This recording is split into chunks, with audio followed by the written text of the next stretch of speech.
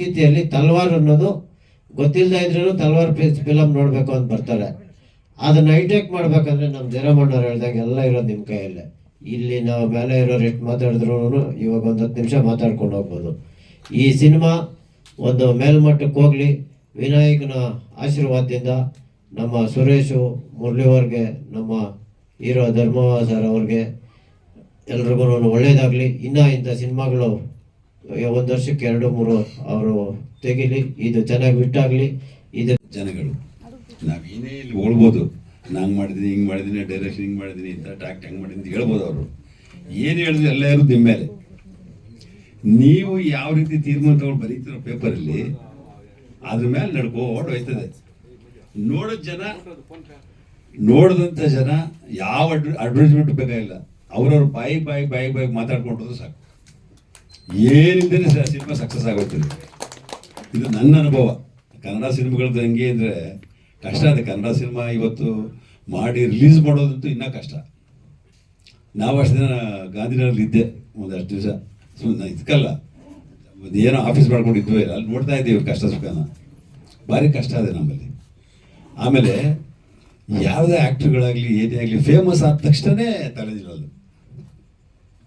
ಅಣ್ಣವ್ರು ಇದ್ದಂಥ ಇದ್ದಿದ್ದು ಸಿನಿಮಾ ನಾಡಿದ್ದು ಹೆಂಗಿರ್ಬೇಕು ಅವರು. ಇದನ್ನ ಕಲ್ತ್ಕೊಂಡು ಯಾರು ಕಲಿತಾ ಇಲ್ಲ ಕರೆಕ್ಟಾಗಿ ಅವ್ರದಂಗೆ. ಅವ್ರ ಮನೆ ಮಕ್ಕಳು ಬಿಟ್ರೆ ನಾನು ನೋಡಿದಾಗ ಬೇರೆ ಯಾರೂ ಕಲೀಲಿಲ್ಲ. ಆ ನಯ, ವಿನಯ, ನಮ್ರತೆ, ಇಲ್ಲಿ ಬೇಕು, ಇಂಥ ಊಟ ಬೇಕು, ಅಂಥ ಊಟ ಬೇಕು, ಇಂಥ ಕಡೆ ಬಲಗಬೇಕು, ಅದೆಲ್ಲ ಬಿಡಬೇಕು.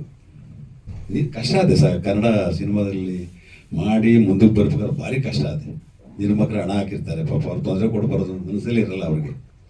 ಸೊ ಅದರಿಂದ ನೀವು ತಾವೆಲ್ಲ ಮನಸ್ಸು ಮಾಡಿದ್ರೆ ಸಿನಿಮಾ ಗೆಲ್ತದೆ.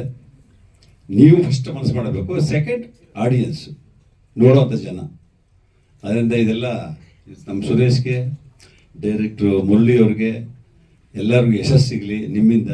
ಅದರಿಂದ ನೀವು ಅವ್ರಿಗೆ ಸಹಕರಿಸಿ, ಅವ್ರ ಪರವಾಗಿ ಬರೆದು ಸಾಧ್ಯವಾದಷ್ಟು ನೀವು ಹಿಡಿಬೇಕು, ಕೈ ಹಿಡಿಬೇಕು ಅಂತ ನಾನು ನಿಮ್ಮನ್ನು ಕೇಳಿಕೊಂಡು ಒಂದು 2 ಮಾತು ಮುಗಿಸ್ತೀನಿ. ಜೈ ಹಿಂದ್, ಜೈ ಕರ್ನಾಟಕ. ಮ್ಯೂಸಿಕ್ ಡೈರೆಕ್ಟ್ರು. ಸೊ ನಾನು ಕಾಲೇಜಲ್ಲಿ ಓದ್ತಾ ಇದ್ದೆ. ಒಂದಿನ ಕಾಲೇಜಿಗೆ ರಜಾ ಹಾಕಿ ನನ್ನ ಅಣ್ಣ ಪವನ್ ಭಟ್ ಅಂತ, ಸೊ ಅವರು ಮುರಳಿ ಸರ್ನ ಪರಿಚಯ ಮಾಡಿಕೊಟ್ರು, ಈ ಥರ ಮ್ಯೂಸಿಕ್ ಡೈರೆಕ್ಟರ್ ಹುಡುಕ್ತಿದ್ದಾರೆ ಅಂತ. ಆಗ ನನಗೆ just I was 20 years old. So ನಾನು ಅವಾಗ ಫಸ್ಟ್ ಮೀಟ್ ಆಗಿದ್ದು. ಸೊ ಮುರಳಿ ಸರ್, ಧರ್ಮ ಸರ್, ಸೊ ಇವರಿಬ್ರು ನನಗೆ ಫಸ್ಟ್, ನಾನು ಇಂಡಸ್ಟ್ರಿಯಲ್ಲಿ ಮ್ಯೂಸಿಕ್ ಕಂಪೋಸರ್ ಆಗಿ ಅಥವಾ ಇಂಡಸ್ಟ್ರಿಗೆ ಬರೋದಕ್ಕೆ ಮುಖ್ಯವಾಗಿ ಅವರು ಕಾರಣಕರ್ತರಾದರು. ಅವರಿಬ್ರಿಗೂ ನಾನು ಥ್ಯಾಂಕ್ಸ್ ಹೇಳಕ್ಕೆ ಇಷ್ಟಪಡ್ತೀನಿ. ಮತ್ತೆ ವೇದಿಕೆ ಮೇಲಿರೋ ಎಲ್ಲ ಗಣ್ಯರಿಗೂ, ಉಮೇಶ್ ಬಣ್ಕರ್ ಸರ್ಗೂ, ಈ ಚಿತ್ರದ ನಿರ್ಮಾಪಕರಾದಂಥ ಸುರೇಶ್ ಸರ್ ತುಂಬ ಒಳ್ಳೆ ವಾತಾವರಣನ ಕಲ್ಪಿಸ್ಕೊಡ್ತಾರೆ. ಸುರೇಶ್ ಸರ್ ಆಗಿರ್ಬೋದು, ಮುರಳಿ ಸರ್ ಆಗಿರ್ಬೋದು. ಅಂದರೆ ಏನು ಪ್ರೆಷರ್ ಇರಲ್ಲ ಮ್ಯೂಸಿಕ್ ಮಾಡುವಾಗ ಆಗಿರಲಿ ಇನ್ನೊಂದು. ಸೊ ಈ ಸಿನಿಮಾದಲ್ಲಿ ಟೋಟಲ್ 4 ಹಾಡುಗಳಿದೆ. ಸೊ ಇವತ್ತು ನೀವು ಕೇಳಿದ್ದು ಹಾಡಿನ ಒಂದು ಬೇಸಿಕ್ ಟ್ಯೂನನ್ನು ಮಧು ಹೆಗ್ಡೆ ಅನ್ನೋರು ಒಬ್ರು ಕಂಪೋಸ್ ಮಾಡಿದ್ರು. ಸೊ ಅವ್ರ ಕಾರಣಾಂತರಗಳಿಂದ ಇವತ್ತು ಇಲ್ಲಿಗೆ ಬರೋಕ್ಕಾಗಲಿಲ್ಲ. ಸೊ ಸುರೇಶ್ ಸರ್ ಮತ್ತೆ ಮುರಳಿ ಸರ್ ನನಗೆ ಹೇಳಿದ್ರು, ಈ ಥರ ಒಂದು ಟ್ಯೂನ್ ಇಷ್ಟ ಆಗಿದೆ, ಸೊ ಇದನ್ನು ನಾವು ಪ್ರೊಡ್ಯೂಸ್ ಮಾಡೋಣ, ಪ್ರೋಗ್ರಾಮಿಂಗ್ ಮಾಡೋಣ ಹೇಗೆ ಅಂತ. ಸೊ ಅದಕ್ಕೆ ನಾನು ಓಕೆ ಅಂತ ಹೇಳಿದೆ. ಸೊ ಇನ್ನೂ 3 ಹಾಡು ಬರೋದಿದೆ. ಸೊ ಆ ಹಾಡುಗಳಲ್ಲಿ ಅದನ್ನ ಯಾರು ಹಾಡಿದ್ದಾರೆ ಏನು ಅಂದರೆ ಒಂದಷ್ಟು ಸರ್ಪ್ರೈಸ್ಗಳಿದೆ ಆ ಹಾಡುಗಳಲ್ಲಿ.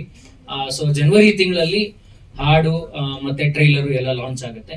ಸೊ ನಿಮ್ಮೆಲ್ರಿಗೂ ಹಾಡುಗಳು ಇಷ್ಟ ಆಗುತ್ತೆ ಅಂತ ನಾನು ಭಾವಿಸ್ತೀನಿ. ಸೊ ಮತ್ತೊಮ್ಮೆ ವೇದಿಕೆ ಮೇಲಿರುವಂಥ ಎಲ್ರಿಗೂ ನಾನು ಥ್ಯಾಂಕ್ಸ್ ಹೇಳ್ತಾ, ಮತ್ತೆ ಮಾಧ್ಯಮ ಮಿತ್ರರಿಗೂ ಎಲ್ರಿಗೂ ಥ್ಯಾಂಕ್ಸ್ ಹೇಳ್ತಾ